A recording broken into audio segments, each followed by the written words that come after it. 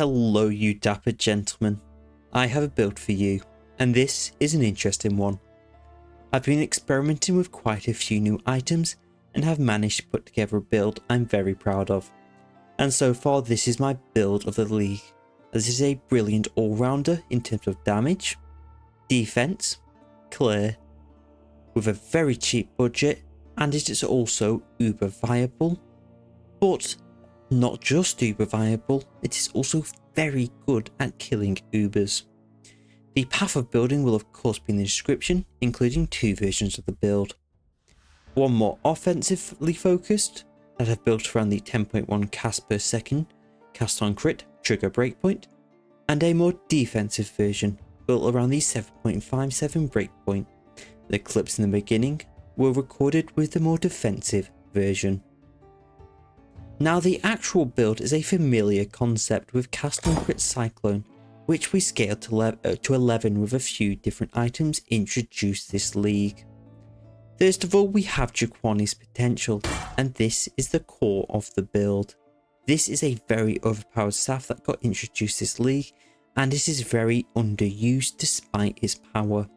What makes it so strong is the 10 to 51 lightning damage per 10 int, and this is just ridiculous. Compared to other similar attribute stacking items, it's over 5 times as strong for an archetype that is already one of the strongest in the game.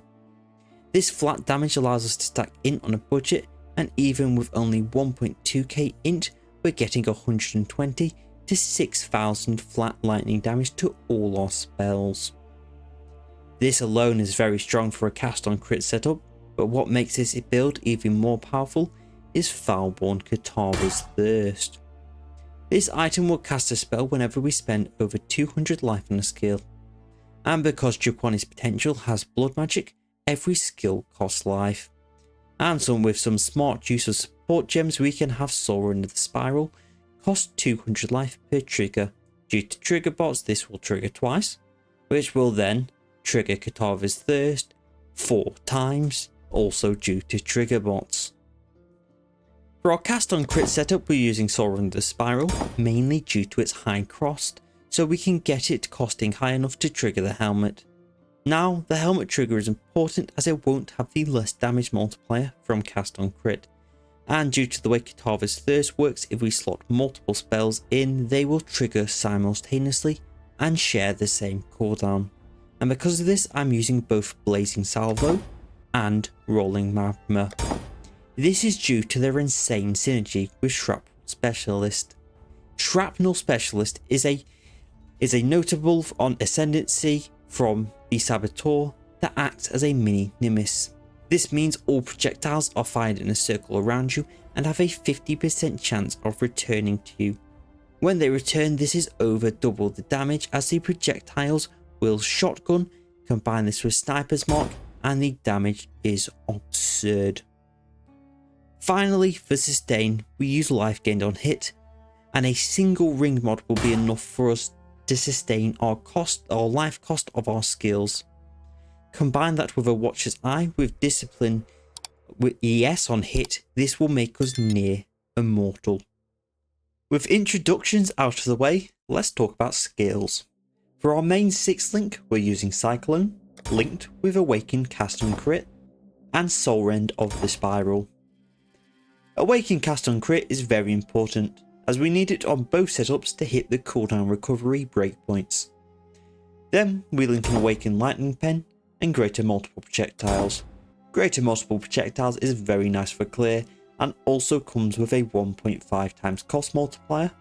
Combine that with the increased cost of skills from our staff, and this will bring us over the 200 life threshold for our Katava's Thirst, while Awakened Lightning Pen is just the next best damage support. For our final link, it depends on which version of the build you're running. For the offensive version, use faster attacks, and for the defensive version, use infused channeling. Faster attacks lets us hit the 10.1 attack speed breakpoint more easily, but if you're using the defensive version, it will actually break the cast on crit and hurt the build, so make sure you don't use it. Infused channeling on the other hand comes with 14% less damage taken multiplier and is very nice for survival. For our other damaging setups in our Katava's Thirst, we will use Blazing Salvo and Rolling Magma. We will link these skills with Greater Volley and finally Awakened Lightning Pen. If for whatever reason you don't want to use, or the price of the Forbidden Jewel with Unstable Infusion is too high, then replace Awakened Lightning Pen with Power Charge on crit. In any of our other 4 sockets we will use a Mark on hit linked with Sniper's Mark. Sniper's Mark will cause our projectiles to split, and due to the way Rolling Magma and Blazing Salvo interact with returning projectiles, when these projectiles split and return, they will all hit the same target for massive damage. For the other 2 sockets we will use Purity of Elements linked with Eternal Blessing, providing a nice source of resistances and ailment immunity. For another 4 sockets you want to use Vitality, Flesh and Stone and Precision. It doesn't matter if they are linked, you just need them socketed. Vitality isn't mandatory, but a source of regen makes this build much more smoother, as we don't have to rely solely on our life gained on hit for recovery. Flesh and Stones is just a good defensive reservation skill, and Precision simultaneously solves both accuracy as well as providing crit. Crit chance is very important, as we need cast on crit to trigger on every Cyclone hit. Finally, the 4th socket of this link depends on which version of the build you're running. For the more offensive version, use Blood Rage. This is just for the attack speed, and for the defensive version, use Frost Shield, which is nice both offensively and defensively versus bosses. Our final 6th socket, we will be using 3 red links for a cast when damage taken setup linked with Immortal Call and more duration. This is nice for a bit of defense during situations where we take spikes of damage. For the final 3 sockets, we will run Frostblinked, as it is a movement skill that can be used while you're cycloning, Conductivity for more damage versus bosses, and finally Discipline. Discipline is a good aura for its inherent bonus to Energy Shield, but also, more importantly for this build, the Watcher's Eye mod, Energy Shield per enemy hit while affected by Discipline. Because this build fires so many projectiles per second, the recovery from this one mod makes you feel almost immortal. Because we're focusing on a cast on crit setup, I've built the skill tree around crits, int, and scaling both our life and energy shield. Now the reason I like taking nodes like melding is because we convert some of our life to energy shield through our amulet. Because we're going low life, we pick up Pain Attunement. We do deal with Chaos Res through our flasks, and because of that we use the Traitor Keystone to get permanent flask uptime. However, I'll talk about that more in the gear section. We grab Power Charges, as this is an easy source of crit, and when you're with your Brutal Restraint, you need to make sure that you get as much attack speed as possible. Now you don't need that much attack speed for it to be worth it, and I would suggest at least 2 nodes that have attack and cast speed. However, if you can get 3, that would be even better. A bit too much cast, but do be warned, if you do get too much attack speed, that will break your setup.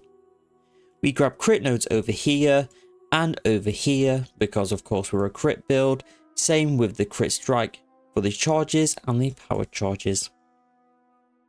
While mana reservation efficiency doesn't work, we mainly take this node here for the life reservation efficiency mastery. This curse node isn't... This node here, giving us an extra curse, is big for our damage. However, if you don't want to cast conductivity, you can unallocate these 4 points. This cluster jewel over here is not mandatory for the build, but it is very nice. It gives us a little bit of spell damage, an extra jewel slot, and also essence rush, which is incredibly powerful, giving us spell leech, attack speed, and a huge amount of damage. For our jewels, these are Forbidden Flame and Forbidden Flesh, allocating Unstable Infusion. This gives us power charge generation and +1 maximum power charge. However, if for some reason you don't want to use these, or they've gone up in price, then you can replace them with a rare jewel with crit multi as well. as attack speed if you need the attack speed. For this mastery here, this also depends on what version of the build you're running. If you're running the offensive version of the build, get regenerate 2% of energy shield per second. However, if you're running the defensive version, I would run 10% less physical damage taken while on full energy shield. This is because on the offensive version you will have a constant degen, so that mod won't be much use, and you want the regen to counter the blood rage degen. Because we're an int stacker, of course, we take the int node because this gives us int. And one thing I like about this build is that because we use staff, we get to take advantage of these really good staff nodes. Now, if we look at Circumstance, this gives us 40% crit chance, 30 crit multi, and a little bit of block. Staff nodes in this game are incredibly powerful. If you compare it to a regular crit node, this gives 30 crit chance and 30 crit multi. It is weaker than that and it has less benefits as well. I love staff nodes. It's a shame that staffs just have worse mods than rolling dual wheels or shield. Finally, we grab this endurance charge here, and this is important because of this one node. Because we're running a cast on crit staff build, we get to take advantage of smashing strikes for a 10% chance to get an endurance charge on melee crit, and because every hit's a melee crit, every hit has a chance to generate endurance charges, just giving us a nice defensive layer. As for the Ascendancy, I'm going to talk about what you've changed between the versions first. Now, Cast of Crit has two different thresholds that people mainly use, one at 14% and one at 51%. The 14% allows you to get 7.57 casts per second, and the one at 51% allows you to get 10.1 casts per second. To achieve the 10.1, we grab Like Clockwork, combine this with Awakened Cast on Crit, and that will get you to your 10.1.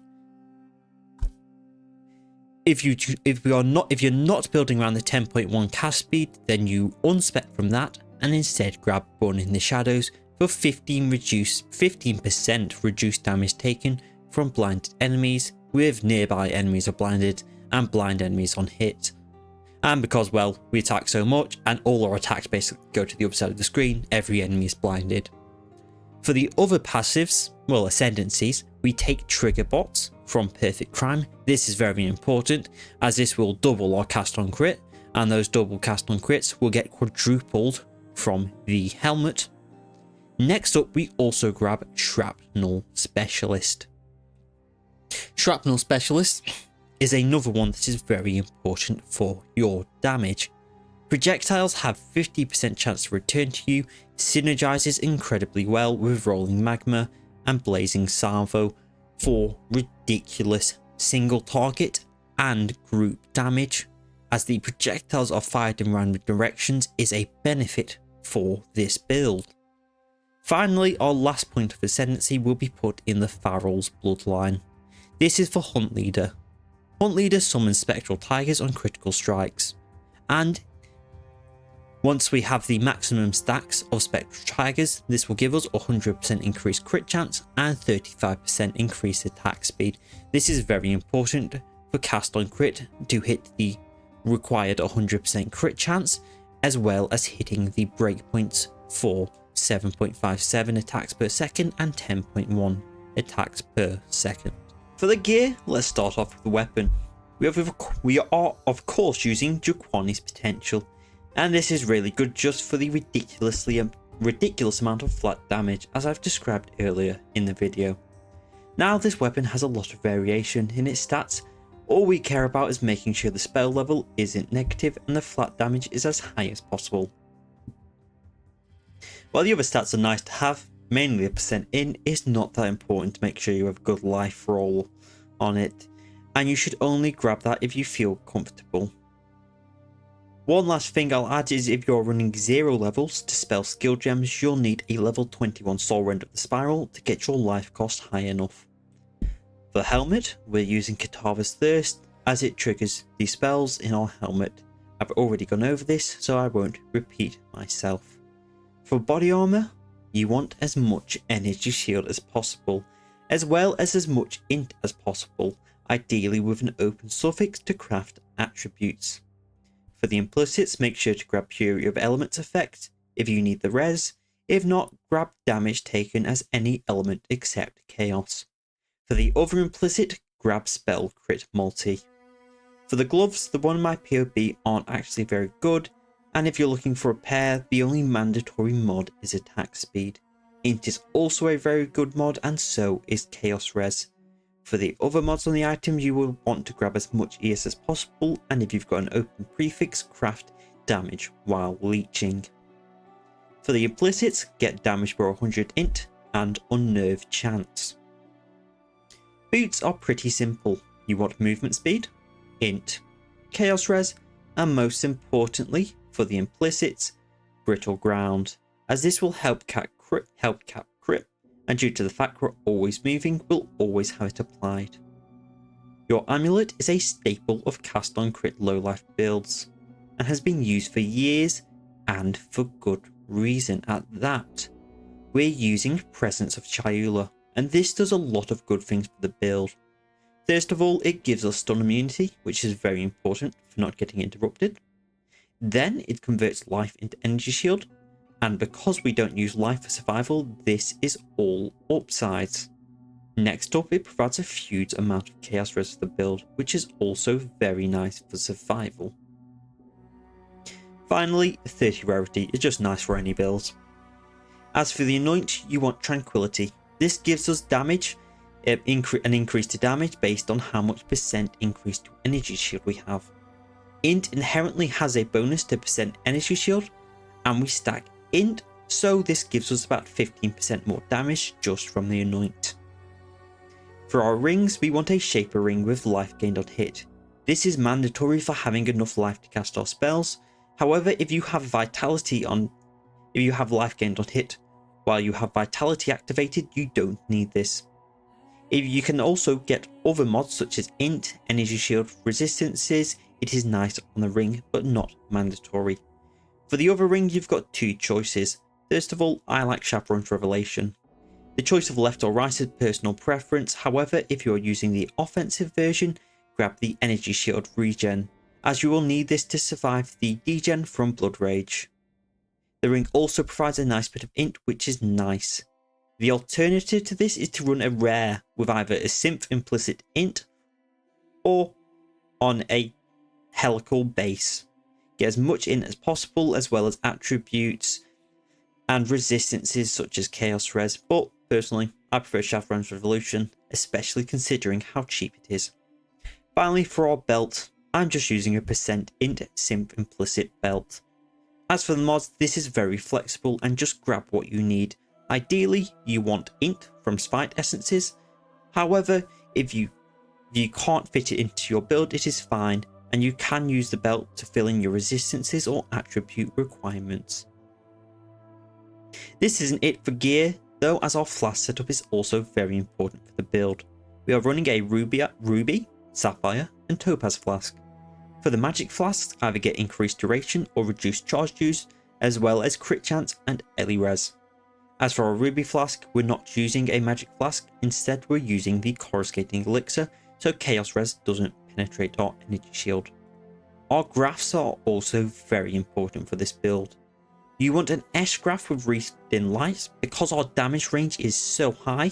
This will give us lucky damage when we use, and it is a nice bonus versus bosses. As for the second graft, you want a tall graft, with the mod chance to gain a frenzy charge when you hit a unique enemy. This is how we get frenzy charges on bosses, and is very nice for our DPS. Thanks for watching, I hope you've enjoyed this video. Subscribe if you want to. Leave a comment if you've got any questions. I've not got anything better to do than answer them. And yeah, see you next video. Next video, I'm not going to make any promises because I always break them. I don't know when it's going to come out. This took 2 weeks. It really should have took 1. Sorry about that. I know what I'm going to do probably. Like 90% chance it's going to be another Archmage video, because I want to experiment with that with Awakened Spell Cascade, because we scale so much duration and not duration, area of effect as well. and also flask stuff, and I want to get explosions with impulsors and stuff like that, and I'll use Oriath's End. So yeah, see, oh yeah, I also want to try use Wing of the Wyvern, but that's a different build. So thanks for watching.